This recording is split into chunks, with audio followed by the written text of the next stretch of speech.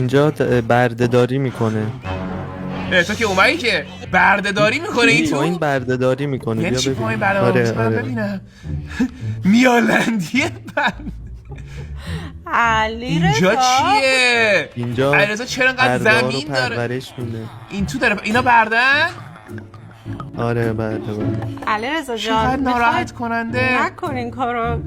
کجا پرورش ده؟ پایین تر هم میره؟ پرورش اینجا بچه هاشونو تولید میکنه. کجایی تو؟ کجایی الان؟ اینا بچن؟ نه علیرضا خیلی اینا آرام کتاب میفروشن. یا اینا کتاب میفروشن. اینا اینجا تولید میشه. اینجا تولید مثل میکنن. آها آره. من زیاد حمایت نمیکنم از کاری که علیرضا جان دارن انجام میدن. علیرضا چیکار کمک کنیم نجاتم دهی. میبینی برده اینا رو آزاد کن. آزادشون کنم. بیا اینا رو تو کوراژتوپیا.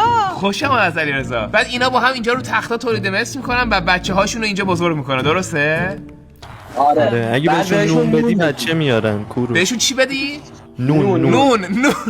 خب پس آدما رو میاری میکنن تو قفس این پایین علیرضا. بعد نون بهش میدن که بچه این کارو نکنین بچه. همون کشت و کار میالندیه واقعی دارن خودشون نشون میدن اینجا بچه. بعد این تخت این بیرون برای چیه؟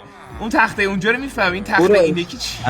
الان من بهشون نون میدم. اون فکر کنم خودش روش میخوابه. اونجا نگاه میکنه. من ببین 100 سال دیگه نمیتونستم اینو در بیارم ایدهشو. بیا نون بهشون بده.